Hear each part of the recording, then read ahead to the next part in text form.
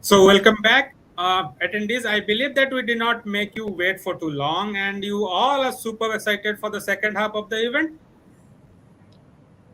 So, Yes. without any delay, let's begin the second session with the much awaited panel discussion on manufacturing innovations for the first growing EV market. The special feature would be like on the robotics, automation, analytics, and industry 4.0.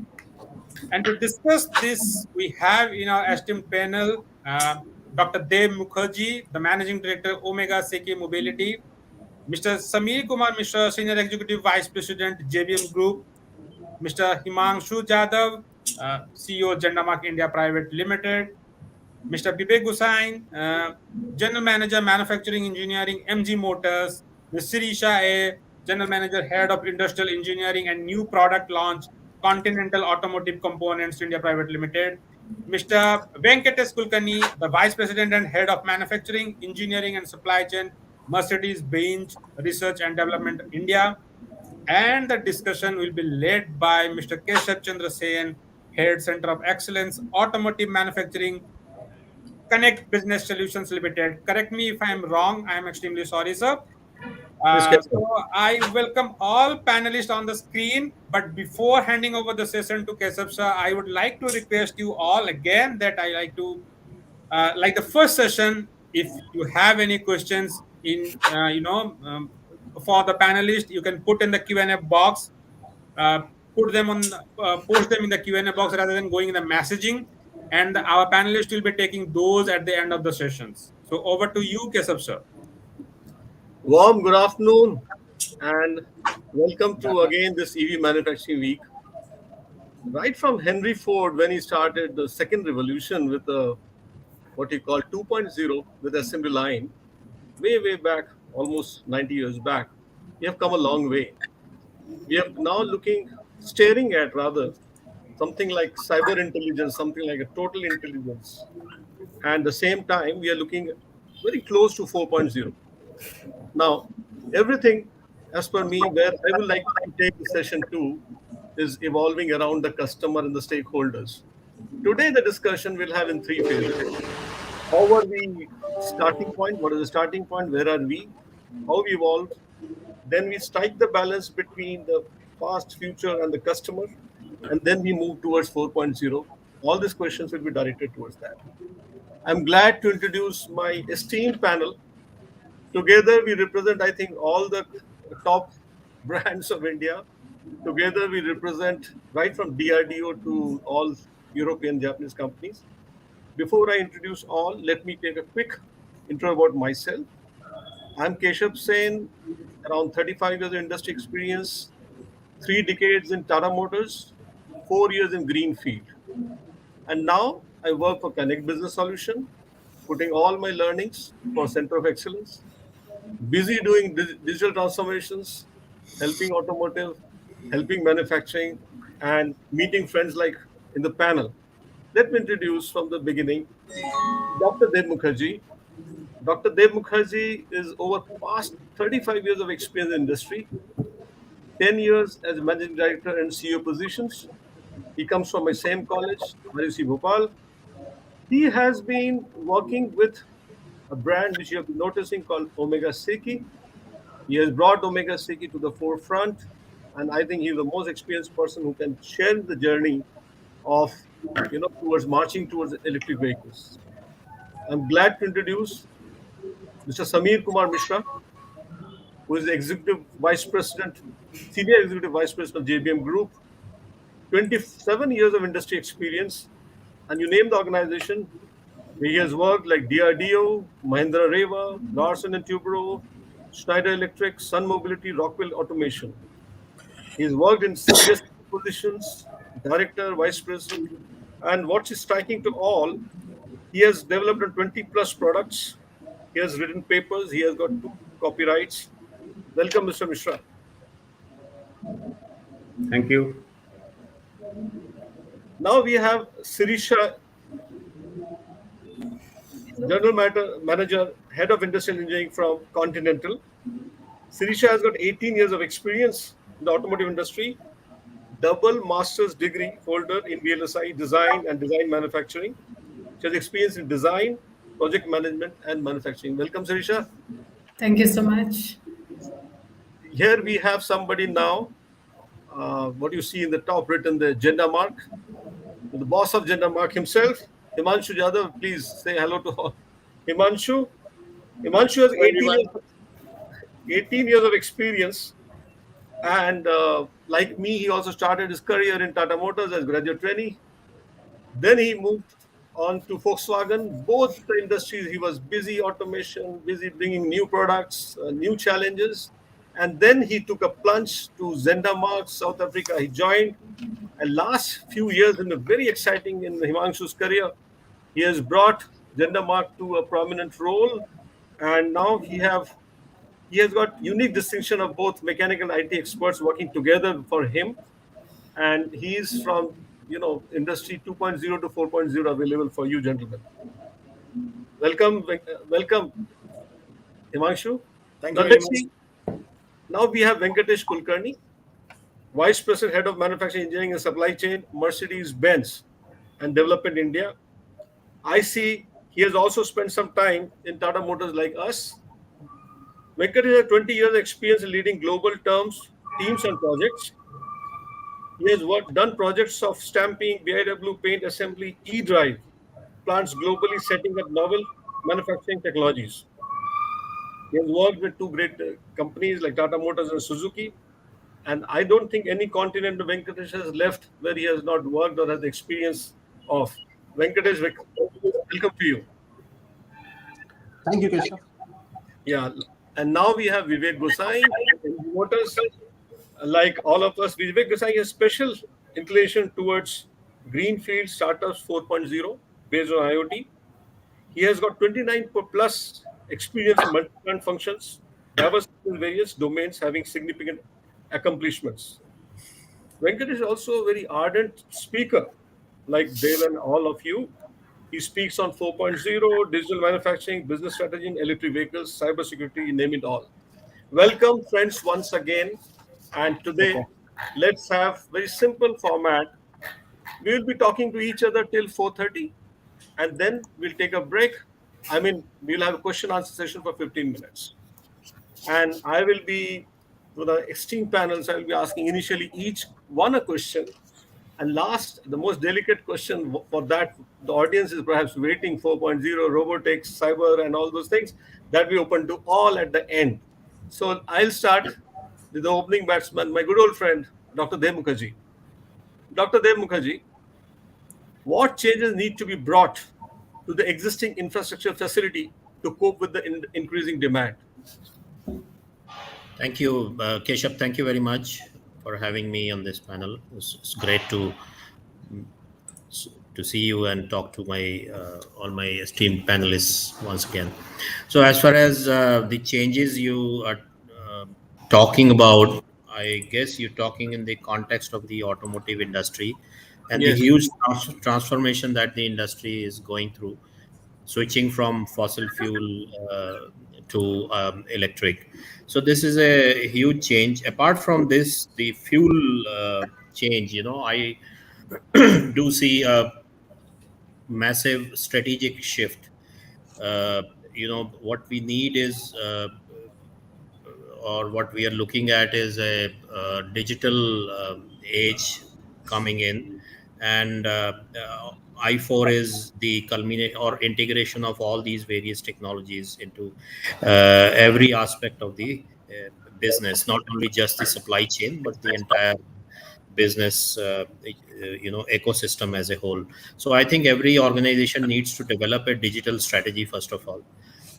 Your digital vision has to be clear. Then, apart from that, the digital strategy will evolve, and your digital framework will be developed from there. So, in the context of automotive industry, we start from the customer. We capture the customer voice, the trends in the market, the buying behavior patterns, etc., etc. So all that, traditionally the data gets captured, then it gets analyzed, and then R&D gets in, new product development gets in, etc. And we follow a standard template of whatever 24 months or 36 months or whatever, and then we come out with a product in the end. I think in this new age, a lot of these activities will get compressed using these technologies which are at hand today. We have artificial intelligence, we have machine learning, etc. So I think I was listening to Professor Praveen Kumar a few days ago, and they are working on a new generation of motors. So a motor design which typically would take about 5 to 6 months, now using machine learning and optimization techniques, etc., can be done in just 5 minutes. You get the results, and the more you teach the machine, more data you collect, you have faster results. I think this is the kind of change we are going to see. Also, this whole structurization of the automotive industry, we have the OEM tier 1, tier 2, tier 3, etc., will also change. I think OEMs, because a large part of the tier 1, for example, the fuel system, the engines, gear, powertrain, etc., are no longer required. So it all is going through a transformation.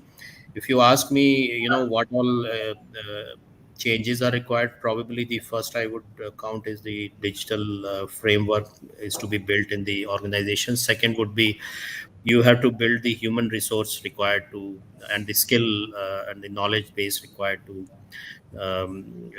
transform your organization, whichever business you are in. And third would be the basic the links of this whole chain have to be put in place.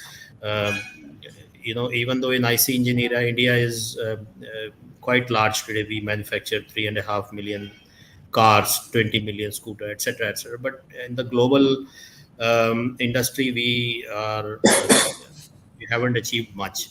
We don't really have a made in India product. Even in India, we end up importing a lot of goods and services, materials, etc.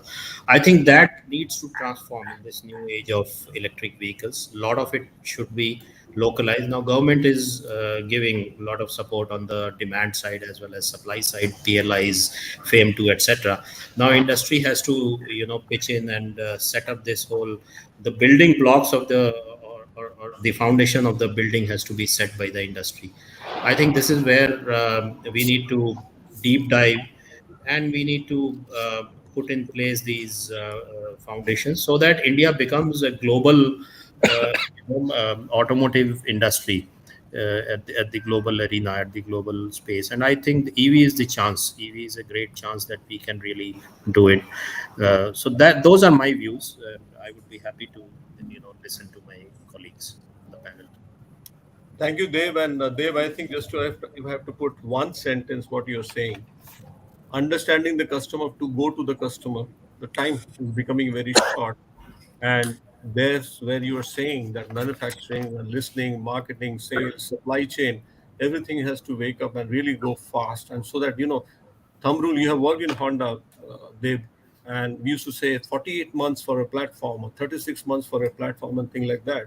I think that will be gone, and we have to adapt for two challenges. One is customers evolving, and second, obsolescence of technology. And Dev, I think I will come back to you.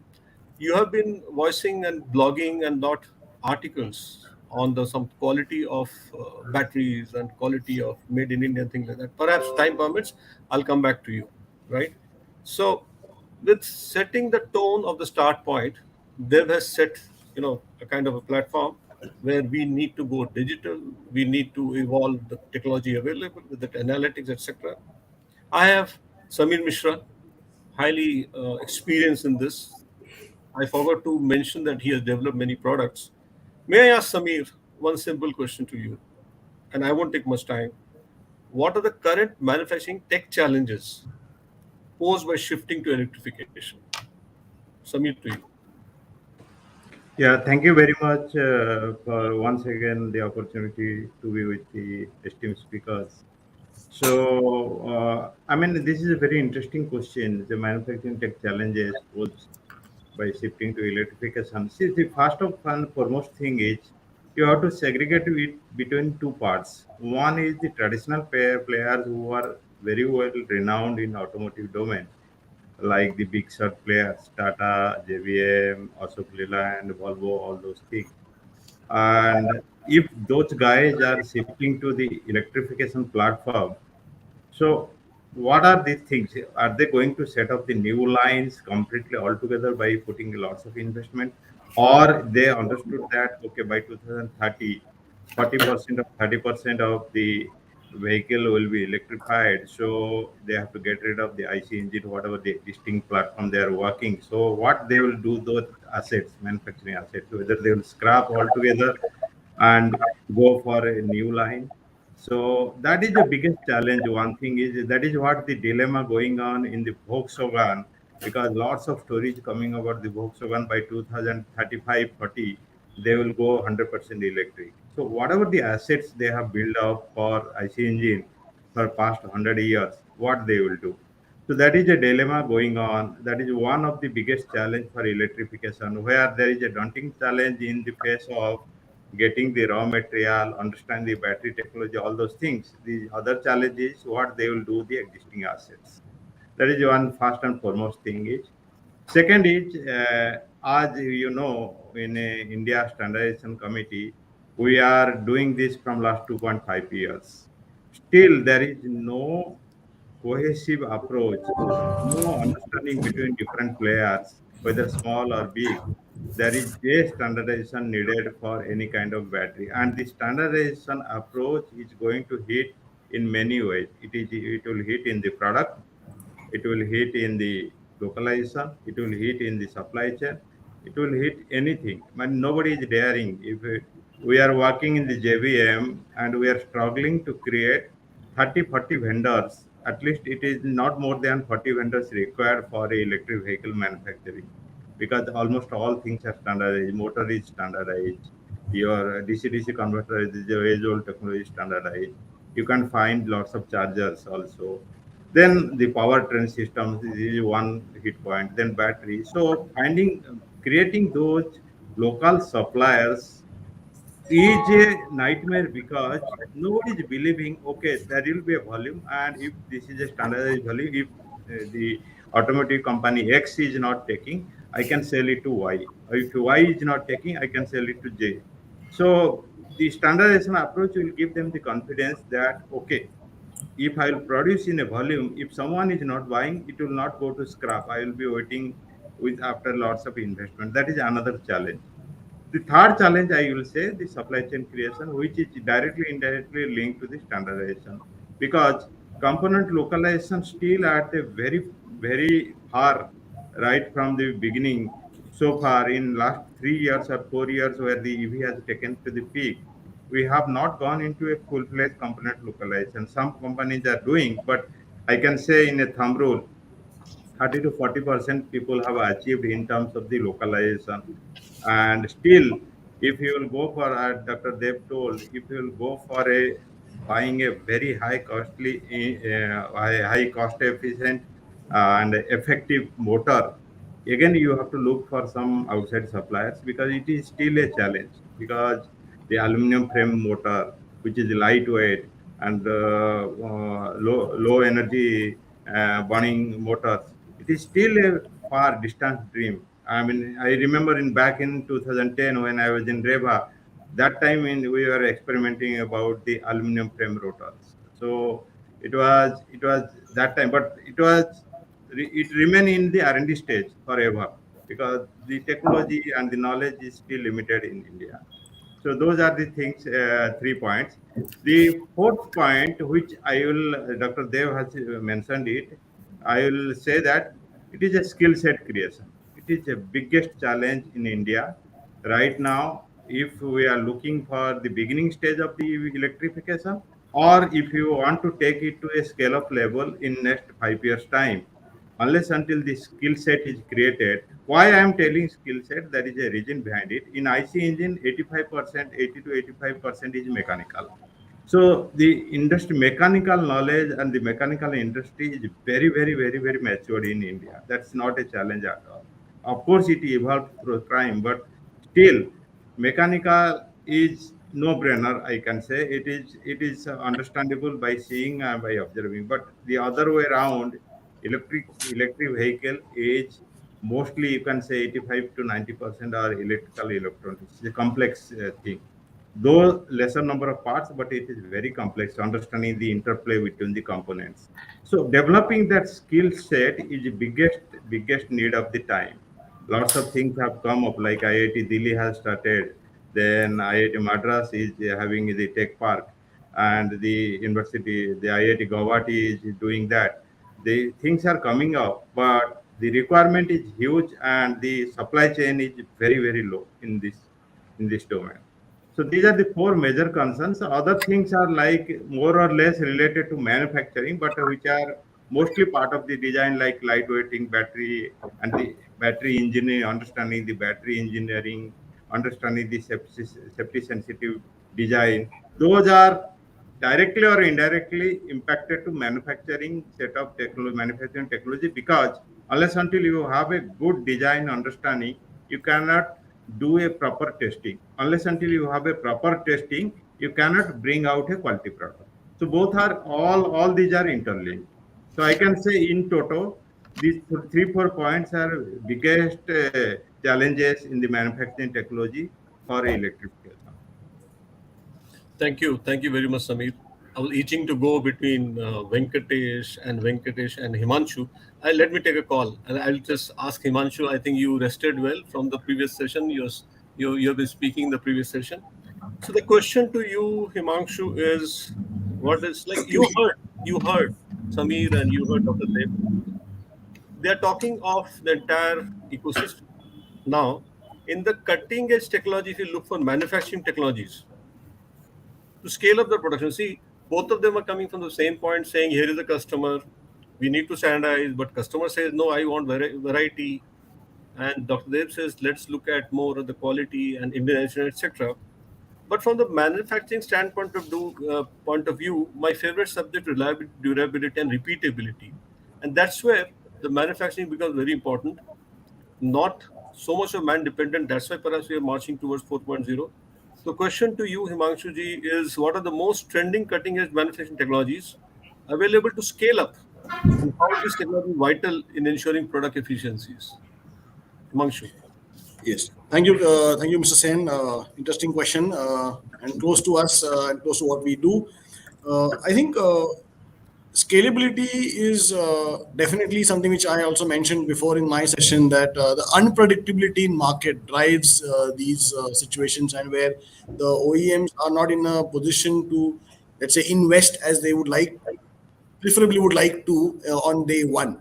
But I think it's also I would like to digress slightly a bit here, and maybe speak honestly about, although we are from automation background, we make automations and we make machines and SPMs and robotics and all the crazy stuff which you see around.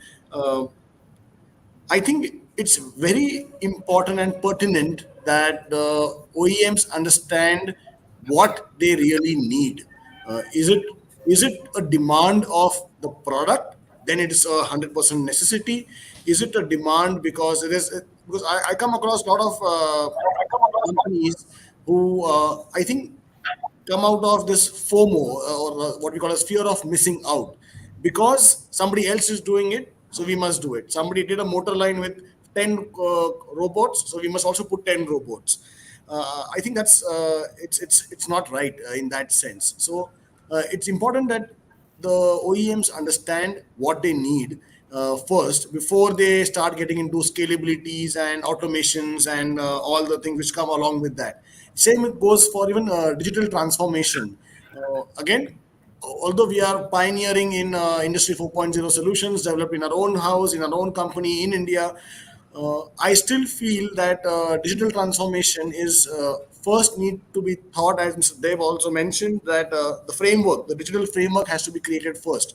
And you don't have to start big. I go with very basic, simple social life experiences. For example, 2 years back, 3 years back, when we went to a restaurant, we were all very comfortable with somebody giving us a menu card. We were opening a menu card, selecting, ordering what we want to eat.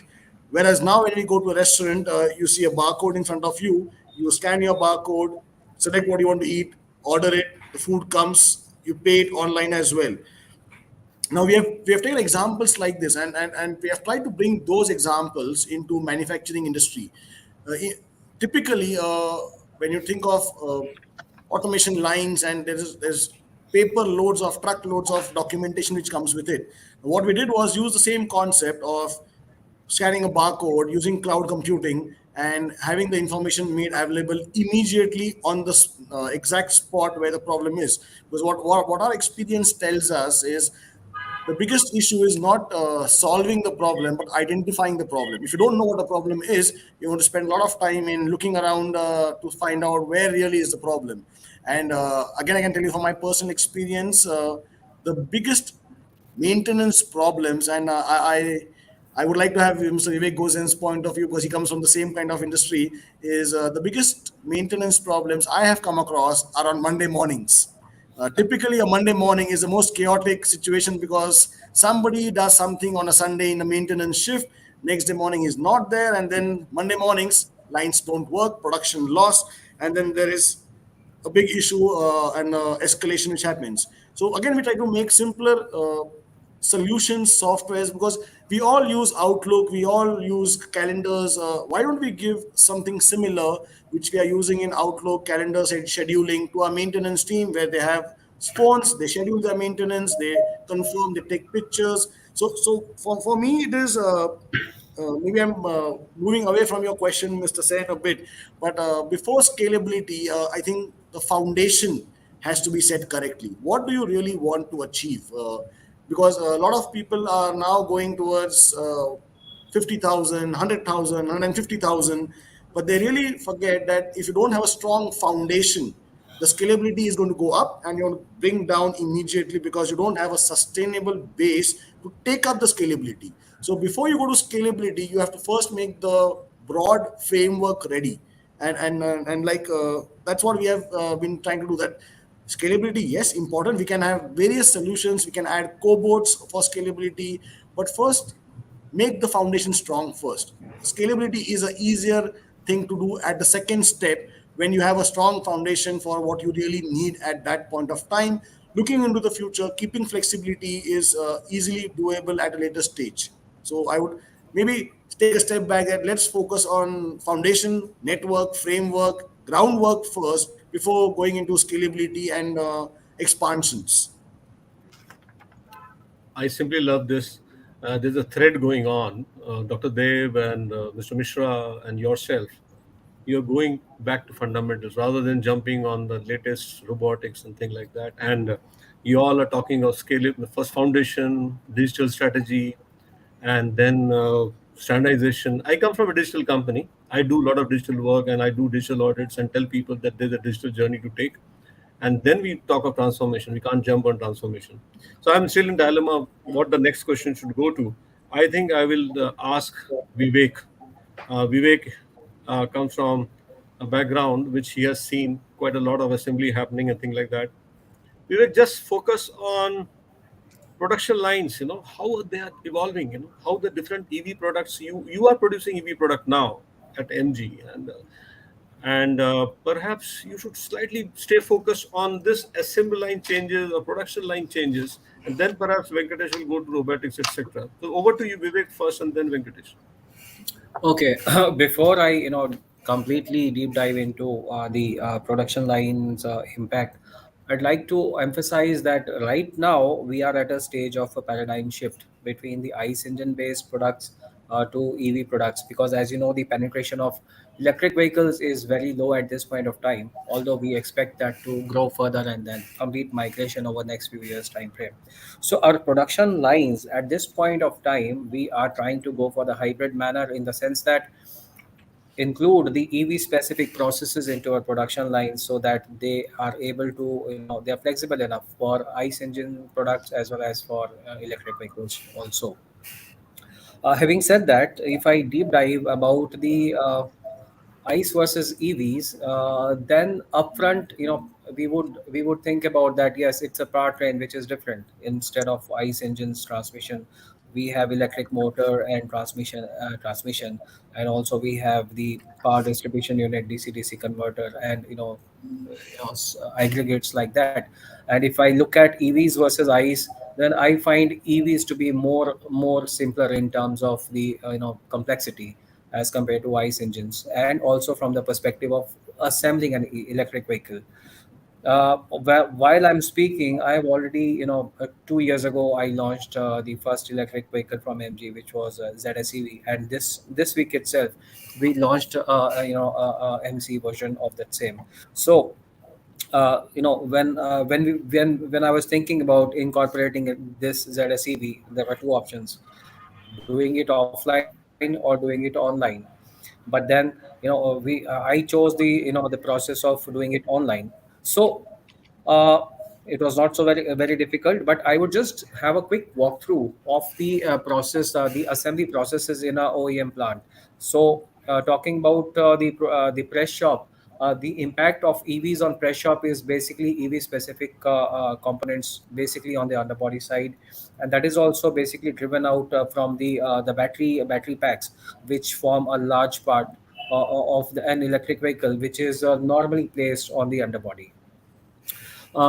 Second is the body shop. For body shop, whether it is an ice related body, or it's an electric vehicle, there is absolutely not much difference in terms of building processes for that. Now, for talking about the paint shop, we would think that yes, paint shop may not have any difference, because it's anyway going to paint a body. But if we deep dive that, we would come to know that the battery pack which is there onto the vehicle, we need to be taking care of the any spillage or something. So although there are not very clear design related modifications, but definitely, we keep on hearing about some changes for EV specific from the DFT perspective. This is basically the film thickness or the composition of paint.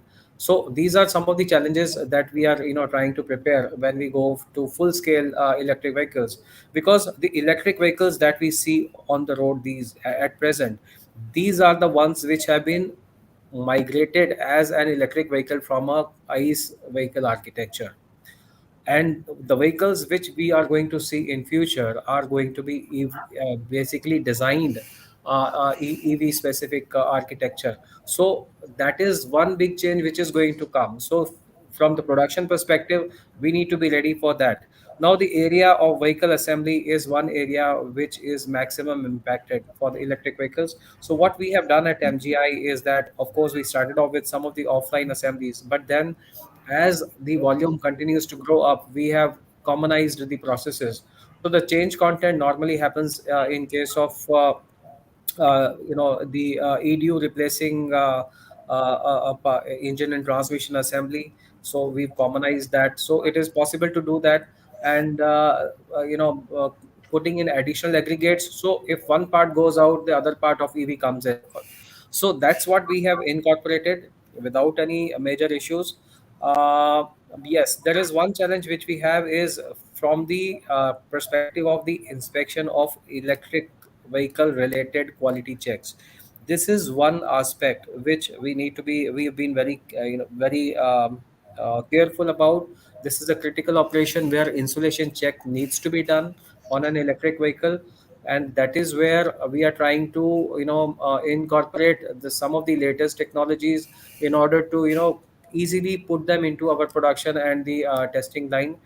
Second challenge is of the assembly of the battery pack, which is a unique process for an electric vehicle. On that front also, we are trying to commonize that with some of the processes that we do, because battery pack normally happens through an AGV on a high speed production line. So that's these are some of the challenges which we have. And people also talk about EV specific plants. I am also asked time in time out from my leadership, because we are in the process of trying to explore putting in a plant which is a new plant from the expansion perspective, and the leadership keeps on telling me, "Oh, you must make it EV specific plant. The investment would come down." I don't think so. Investment on an EV or an IC engine based plant, there absolutely no major difference. Only thing is that we can optimize on some of the assembly line processes. Apart from that, no major changes. So I mean, these are some of the things which I have on my mind, and I was hearing to I was hearing to Deb also, and gentlemen from Jai Bharat Maruti, it appears that yes, there definitely there is a challenge in terms of getting the EV specific components assemblies, which is a tier 1 tier 2 level challenges, which I definitely agree with, because challenges related to the battery pack, battery size, the life of the battery, the charging duration of the battery, these are bigger challenges rather than challenges on the OEMs from the assembly perspective. Agree. I think thanks Vivek. And Vivek, I think we are now reaching the striking the balance part, which Dr. Dev had set the tone earlier, the start points, and then Mishra ji brought it to the evolution part of it. Himanshu threw some light on that. Now we are looking at the striking the balance, and I go to Venkatesh, and Venkatesh and me have been discussing some time back the VUCA. He brought in the subject of VUCA, and Venkatesh also has both the uh, what you call experience and what he looks after supply chain and manufacturing both for Mercedes. Venkatesh, my question to you is very simple and straightforward, and you have seen the globe like others. How robotics and automation can help manufacture to keep balance between future production commitments and satisfying the current demands of customers. That's what we have been discussing. The future hai, past hai, and current hai. Yeah, So just now we slowly move towards robotics and automation and things like that. Venkatesh, over to you. Share your experience and thought process. yeah. Thanks, Keshav. I think if I take the link, what Deep and Samir started with about the evolution of the industry and where are we heading in this world. Transition from the IC-based vehicles towards the EV-based is happening at a very high speed. We are talking about 2 to 5 years, this range. And if I connect directly to Himanshu and what Vivek shared, exactly, the robotics and automation is a part of the strategy. When we derive our plan for the future, it is important part. It comes at a high investment. It comes at a important part to define our success of the organization. Some players, which are the traditional automakers, they need to take care of their current portfolio, which is IC based. At the same time, they cannot sit idle but prepare for the future with their EV based portfolios.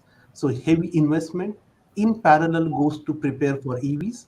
On the same side, the IC based portfolio is not stable. On one side, demand is increasing. On the other side, this is really uncertain demand. We know that this market is going to go down, but still the trend is upward. And in this case, these both the parts needs to take care properly. And where the robotics and automation come into picture, when we talk about such uncertain demand, high automation plays a bigger role, which makes your lines and production world very inflexible. And it is not sufficient to handle such kind of volatility. So what organizations are doing in this case, they are going towards the high flexibility currently on the current portfolios, means little bit of reduction on the automations somewhere, and then able to meet the volatile demand coming across the world. At the same time, when they are preparing for the EVs, if we look at EVs, I think there is a fantastic point brought by Samir. The whole world in automotive was used to handle these mechanical processes.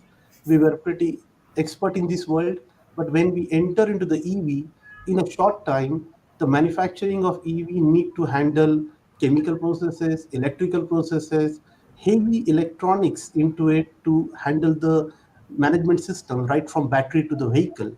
And this everything coming together at one time. So our traditional manufacturing processes will not be sufficient, or we can say we have to strike a balance of a right automation and right robotics. If I talk about the manufacturing of components, Vivek brought a clear point about the assembly processes, right from the press part to the body to paint to assembly line. But I go one step back and look at our main EV components.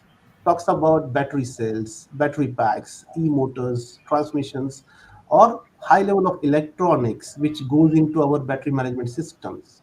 If I look at all those you know products which are individually being produced, and companies to companies, they have a different level of supply chain strategies. Somebody starts with the battery pack, somebody go a little bit towards the battery cell nowadays, somebody buys motors, somebody also thinking about going towards the innovative step of a motor manufacturing as well. If there is really a breakthrough, they get there. So there is a combination of this manufacturing, and second part comes to the assembly line. He has touched upon quite a bit apart from the earlier stages, but in assembly lines, it's the biggest impact. The testing of the vehicles, the safe areas which we need to create when we handle such a complex product. The vehicles are not changing, but the electronics on the vehicle is also changing very fast. Customers expects over their updates. Our lines has to be ready to test all those things. The remote cloud testing is up in the same zone. So electric vehicle is one way electric in nature, but also a software based product nowadays. And this is impacting our manufacturing environment overall. All this we are doing it to make our earth green and greener. And in this journey, we cannot look at only product and manufacturing in the green world. We also have to look at our plants also green. And in these plants, when we make it green, we also have to look at processes, equipments, investments, contributing in the same level. We talk about the carbon neutral plants already operating across the worlds. So looking at these four different buckets of the manufacturing environment, which are changing, I just jump directly into robotics and automation when we talk about small battery cells with the chemical compositions, high degree of tracing needs. I was also hearing to Himanshu about need of a simple innovation, simple digitalization. And in this case, it is very important to trace your every cell, have a proper sorting out of it, grouping out of it. Testing is necessary. We need to have a life cycle management of this because we need to follow its performance throughout the process. And handling such complex product, we definitely need a very high degree of automation. Handling such a sensitive chemical and electrical parts, robotics are important because the success of performance of these battery packs also depends on how good your joining processes are. Amazing innovations are happening in the joining processes field. There are new technologies getting birthed there everywhere, and this is the world where robotics plays an important role.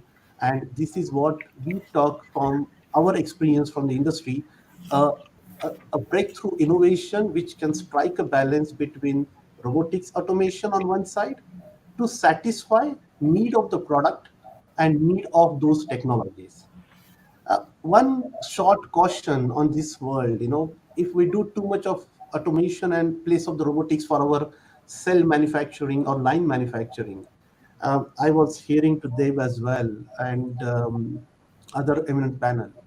It is very important to understand what my organization is, what my product portfolio is, and what will be my near and long term future.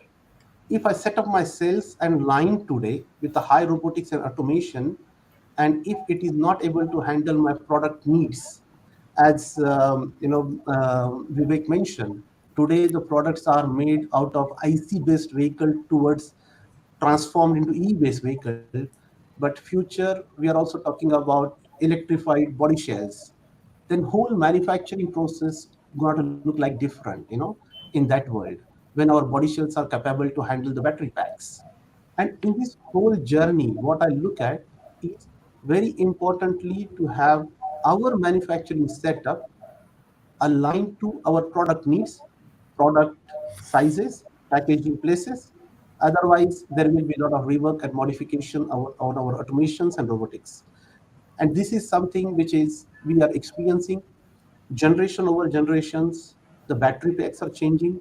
If you see last generation battery packs, it's absolutely of no use to us if the new generation battery packs are so different. And we cannot throw battery production lines every year. So our manufacturing setup has to be in line with these technologies, whether we use the cylindrical cells or pouch based or prismatic, whatever we go, it has to match our automation strategy and it has to deliver in that sequence. So those are the few touch points I wanted to bring on this forum today. How this demand uncertain forecast as well as heavy investment in electrification, and you are investing in the world which is changing every day, and technology changing so fast, from radial motors to axial motors, and it is not stopping anywhere. So the change is not happening in only one field, but it is happening in various fields. And this is something which we need to be mindful while defining our automation and robotic strategy. Well This said. is this is few points from my side. I think you have covered the real challenge and real future vision, and you have also cautioned, you have alarmed people. Don't go too enthusiastic about investing something, because I call the current EV. Don't mind the panel.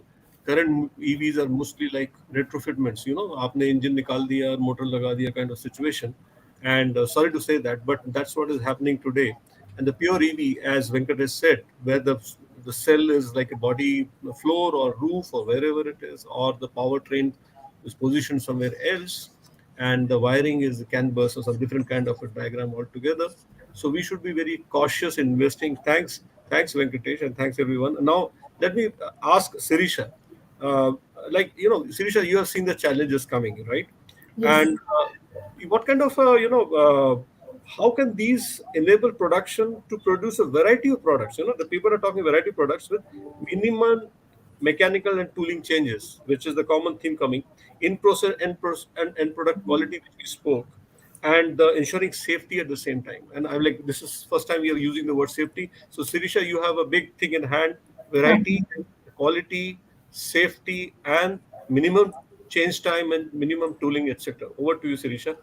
Okay. So I think that's a very interesting question. First of all, I would pick it from where Mr. Kulkarni and even Himanshu has spoken about.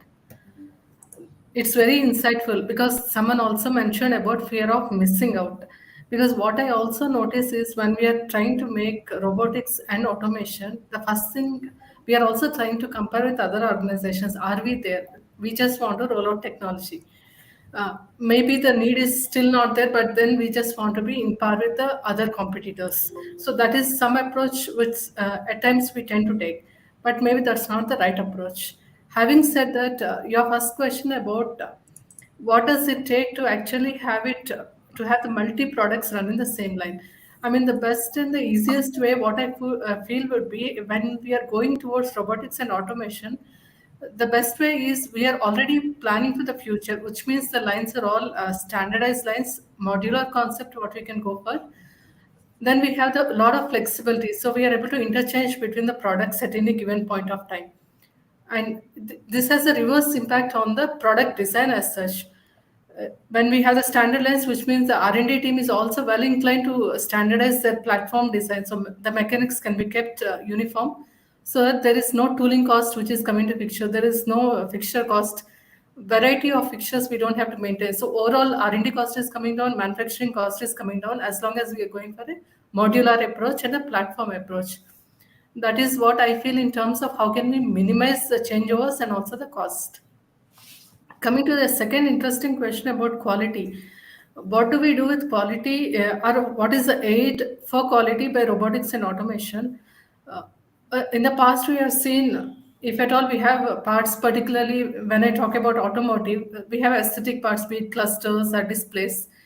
After all the automation is done, that we still have a last step to say, now we still have to have a visual inspection. Today, we are no more in the need to have such kind of visual inspection. We are having vision-based system. So the quality is taken care with all this automated process. Even if there is any kind of failure, we have the big data analysis. We are able to trace back the failures, and then we can fix it. So which means the turnaround time for quality is very less. Second, our production is becoming defect free. So the DPMO is coming down drastically year on year. So this is a big advantage we get both in terms of quality and the cost overall with robotics and automation. Now, the last question, which you talk, very fundamental or the most important aspect, it's good to have robotics and automation, but what about safety? In the past, there were also concerns to say if there is automation, first, is there a job loss? So now we all have come to a stage where we understand it has nothing to do with the job loss. It's only helping the organization and the employees. So that myth is gone. The next aspect is what about safety? So collaborative robots, particularly when we speak, we still have our operators working beside the cobots, which means the safety aspect, the fundamental things which any of the cobot manufacturers, which comes as a recommendation, is be it area sensors, even the safety curtains. It could be in terms of the emergency stop or what we can give. And second, the dual failure, which we can also avoid by having the secondary mechanism of sensor input. So those are some ways where we can also address the safety. Yeah, over to you, Mr. Keshav. Thank you very much. And last but not the least, and I think we are just moving on time, but the most important question is awaited. I'll go to Deb and ask a very simple question, Deb. And to all panelists, we'll just circulate the same question quickly as much time is available because that's the subject today. How smart manufacturing through Industry 4.0 approach is increasing efficiency, providing in-process insights and whole production chain, use of predictive analytics and use of your what you call cyber intelligence. Over to you, Dave. How it is going to help us? Yeah, 4.0. you see, the whole purpose of integrating all these technologies and under the I4 is the whole purpose is to increase the efficiency, make the process competitive, and make it safer, etc. So I think competitiveness enhancement is the major objective here, and in the context of automotive industry, which is very systematized kind of industry, it is highly sort of organized industry, the way whole process moves inside the supply chain.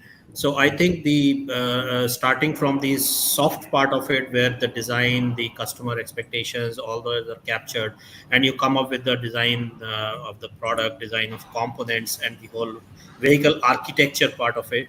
Therein, using big data, machine learning, etc. I gave you an example of motor, wherein work which could be done, which used to be done in 5 or 6 months, is done in 5 minutes, starting from life cycle analysis, going up to the the detailed designing of the motor parts, stator, motor, air gaps, etc.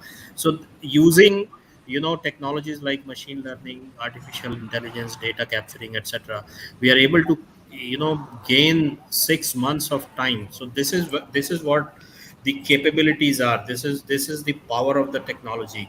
And apart from this, I do see that virtual reality, now Meta is coming, etc. These are very very powerful technologies, right? You create digital twin.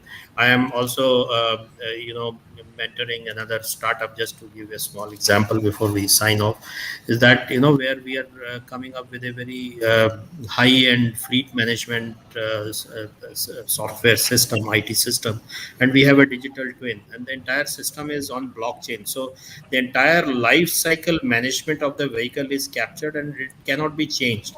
It uses high end blockchain technology. Okay, the day the vehicle rolls out of a line to the day it goes to the scrap yard, you have the entire data available with you. So this is the kind of the power of technology that we are witnessing today. And of course time is short, but I would like to say that the whole the benefit has to come in terms of making the industry competitive, making it efficient, and improving value that we give to the customer. I mean, that's it from my side. Thank you, Dave. And I think you touched upon very well, right from the supply chain to the life cycle and the cradle to grave of the customer's vehicle. You just want to capture the data, make it intelligent. And over to you, Samir. And the Yeah, same so question to Samir on I'll just 4.0. augment what Dr. Dev told. So he told about the components and the process. I'll talk about the parameters and like parametric evaluation. See, in the real life, once you build the vehicle, you have to test it in a real life condition. This predictive analysis is doing exactly the same in a virtual mode. So the predictive analysis like virtual simulation. So I will take the example of a controller. So if you have a HIL hardware in loop and you have a particular standard controllers, you do all the manipulations in the software platform, and you find the best tuned controller which is having a good power drive application, good power line, consuming less energy, and having a good region facility. All those things in virtually you can do. So you will have bang on the product right away, first time right, and with the minimum possible time. This is an example of a controller tuning. Similarly, by using the artificial intelligence, as others panelists told, so we can have a fault creation and recording and fault simulation actually inside the battery pack. I was talking to someone in Japan last week.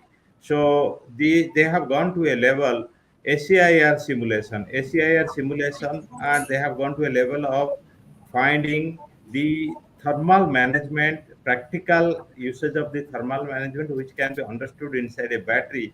And they have developed a program which can be flashed into a chip and can be part of the BMS board. So that is the ultimate use of predictive analysis from the data itself, which is taking the parametric evaluation of this electric vehicle to a different level. And of course, it is avoiding all those successive problems which will be coming in a preventive way. That is, those are the beauty of the data predictive analysis and the data handling and real-time data analysis. Of course, the at the end of the day, you need to deploy this vehicle on the road in a real-time condition. So you don't know which driver will behave what way. So in a virtual world, you have all the power right now through the software simulations. You can generate from 0.5C to 3C discharge, and you can have different drive cycles fed into the system. We have those systems in place also, and you can see how the vehicle is behaving, whether the thermal impact is happening, how the cooling system you will design, what are the things you will do, and how, suppose you have the as someone told, the IP67, for namesake, it is IP67, but water ingress is happening. If water ingress is happening also, which suppose it very basic, you cannot avoid, what are your fault protection systems inside this, so that it will protect, at least like fusing technology between the cells, and your sensing technology, which is augmenting that before after 2 minutes it is going to have a thermal runway. All those predictive analysis are possible through this data collection and virtual simulation. So those are the 2 cents I can add to it. Thank you, Samir. And quick, I have Himanshu, then Venkatesh, then Sirisa. Your quick one or two sentences for the audience on Yes. this 4.0 and using the predictive and the smart cyber intelligence, things like that. Himanshu first. Yes. Yeah. So I'll not take more than a minute, to be honest. So I think increasing efficiencies is what we all want to attain, and value creation. When we look at being machine builders in so many years, in India especially, and I am again specifying in relation to the social economic situation in India, our population, and what we are currently facing, we are already having machines. We ourselves build machines which are running at 98% efficiency, 99% efficiency. But that's not always the case that the whole line is full of machines. We have got 30, 40, 50 operators working at 60, 70% efficiency. Now, the question I always ask myself, should I invest my R&D and money into making something which is 98% efficient to 99%? Or should I make technology Industry 4.0 software solutions for my operators, which will bring them from 60, 70% to 95%? And that is something which we focus on, and which I strongly believe is right. Industry 4.0 revolution for India is make your operators more efficient first before focusing on making a machine 98 to 99% efficient. So Wow. that's Well Wow. said, Himanshu. Very well said. And I heard somewhere that General Motors or some company has developed gloves for the operators, yes. where if the pressure is less, the gloves will take care of that, or the torque is less, the gloves will help. Exactly. So what we are building variables where I can track motion. We are building glares which I can identify and help my operators. I'm building software for maintenance to make it more efficient, because increasing efficiency is no good if your machines don't work on a Monday morning. You have automation on the whole line, but at the end of the line, you have a guy with a paper doing tick marks on the product quality. So for me, Beautiful. it's let us make those things more easier to do digital first, and that will automatically increase efficiency. Fantastic. Vivek, your thoughts? Very practical, Himanshu, and I absolutely agree. I'll just take a minute to, I'll just share with you one instance that in MG, we put all the lines new except the paint shop, and in paint shop we have a process which is called PTED, which is electrolytic deposition, which had a 15 years plus old, controls architecture, and it had a lot of issues related to communication failures, lags, and things like that. So we thought about using this opportunity to migrate to digitization and using the analytical and real time data approach. So we upgraded to a cement based digital twin technology, which actually closely monitors the automated process of PTED, and with that it could break down each and every sequence motions into multiple times and could identify where we had losses, and then through that we could actually debottleneck the plant productivity or the efficiency, and we could improve it by about say 30-35%. So we have really been able to do that. And then this technology, which is called a digital twin, it actually makes us, it has a dashboard. We are able to see the real time what's happening in which stage, and also if we want to do different kind of simulations which are customizable, which with a lag of say 5 minutes, we are able to see what happened, what went wrong, and what could have been done right. And it also gives recommendations about what we need to do to improve our efficiency of the overall system further. So absolutely, it has been a very very helpful tool to us, to date, among many other applications which we have deployed in MG. But this is one single largest biggest one. It's industry first, and definitely over a period of time we're going to share it with the industry as well. Thanks. And thanks, Vivek.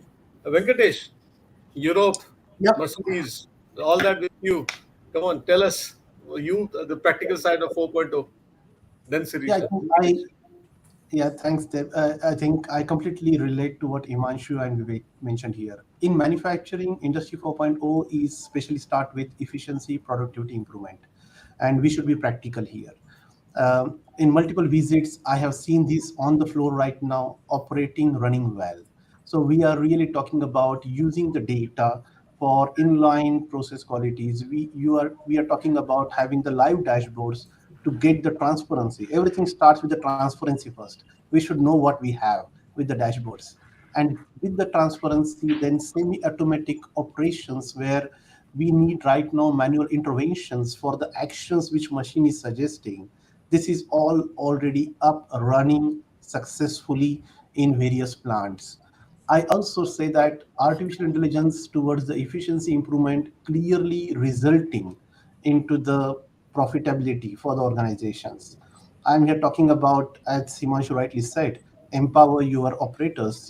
They are the one who can increase the efficiency higher level, and we can see this already happening with the quality processes in place, with the inline quality checks, which is done before it even needs to go to the rework area.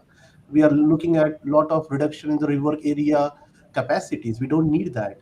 We are talking about our product, which are software on the wheels now, having multiple combinations which customers are choosing, and those combination needs variety of testing requirements at end of lines. And in these cases, if we really put it like a line by line, product by product, it's really inefficient. So all these things are already is practical, it is implemented, it is running well, where the system is taking the data driven decisions and arranging the lines for assembly lines as well as testing sequences, so that we have very less vehicles in the shop, and we are able to take out the vehicles faster where the testing times are less, and we are keeping it some testing stations available for that. So in my opinion, if we keep our realistic goals of transparency, productivity, efficiency, and empowering our operators, I think it is already getting and reaping a lot of benefits. And this is really practical what I am seeing here right now. Today I can say wow from my heart. Wonderful thoughts have come, practical side of it, right from Mishra ji challenging standardization, and then up to Himanshu challenging that what is it, 98 99%. Wonderful. Sirisha, we all have passed on the problem to you. Oh, You're in the design. You please help us and tell us about practical part of 4.0. You being from design background, and I understand you have double masters and a fantastic experience of Continental. Just tell us your bit, and then if any questions, we'll go to the audience. Sirisha, to you. sure. Okay. So I think all the speakers have summed up every aspect of our practical aspects of Industry 4.0. So I will not repeat it because I agree with most of the things what our speakers have told. One thing what comes to my mind is Industry 4.0 for sure it's good, it's data driven, so it becomes far more easy for decision making because it's data driven. Now the other way of looking at it is why is it really useful in wherever we are trying to install whatever we are trying to automate, is it really relevant? I think that relevancy analysis is something which I would say it has to be strongly done before we deploy horizontally. That is one thing I strongly believe. Second, upskilling employees makes it a far more important aspect for us to be successful because we roll out a lot of dashboards. If at the end of the day, if all the end users, be it quality person who is supposed to analyze the data, if they're not using it, then there is no meaning. So which means one is deployment, parallelly the upskilling of the employees to even understand and use it, and then as an organization we grow. That's my opinion. Excellent. And thank you, everyone. Thank you all. It's a nice to sum up in one sentence that we have to take care of the current customers, future customers, at the same time, look at 4.0 in holistic point of view. Just not get over the enthusiastic. And I like somebody said that because I come from automotive first, digital second, and people ask me, what did you do last 35 years? I said, only thing I've understood, customer is the king. Let us deliver what he wants.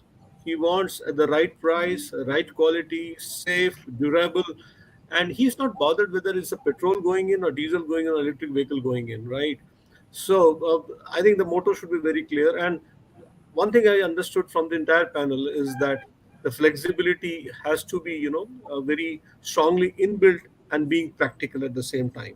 And various issues of standardization came in, various issues of supply chain. I was talking to Venkatesh, even supply chain needs to understand, like, what is 4.0. It's something like the operator at 60% and the machine at 90%. Supplier is at for 70, 80% of the, part per million. Then what is the use of 4.0, etc.? So, Pallab, any question which has come and I can ask my esteemed panelists to answer them? So I'm looking for that.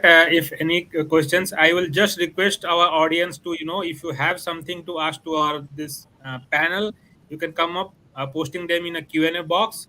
Otherwise, we will wind up. But it's the right time to thank you, all of you, to our esteemed panelists for this wonderful, wonderful discussion. Very special thanks to Kesab sir.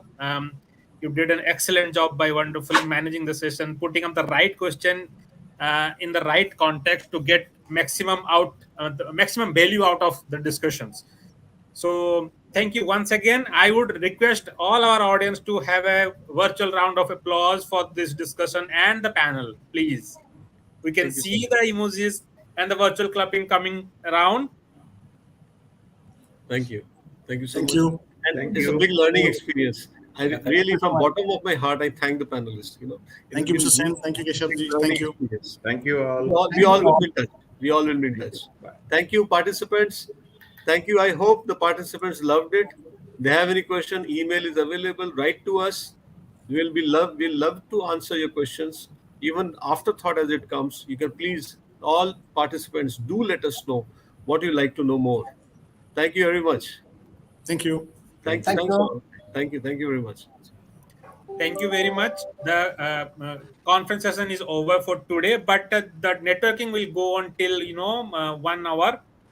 The floor is open for networking for now, and till then, bye from our end. But don't forget to join us tomorrow for one more exciting day.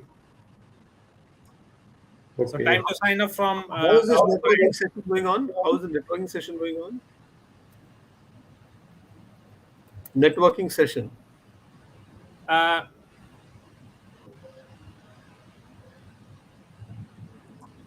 How do we No, meet people? yeah, there are, like, if you want to meet people, or it's like, a virtual meeting. You can Yeah. just put on messages and share your contacts and everything. You can have a discussion like the It's message okay. chat It's okay. also. It's okay. It's okay. Yeah. Okay. Thank you very much. And I Thank will you. be in touch. Himanshu ji, Samir, Vivek. Sure. Really, lot to Yeah. learn from all of you. Thank Thank you. you. Sure, Thank you, sir. sure, Thank you. sir. Bye. Bye, Yeah. It everyone. was Bye. an Bye, absolutely guys. pleasure having all of you here, sir. Thank Thank you. you. So, how do we sign off? Just cross. Yes, Just leave the meeting. That's it. Yeah. No, no cross, no it's as cross. simple as it is. We'll meet again.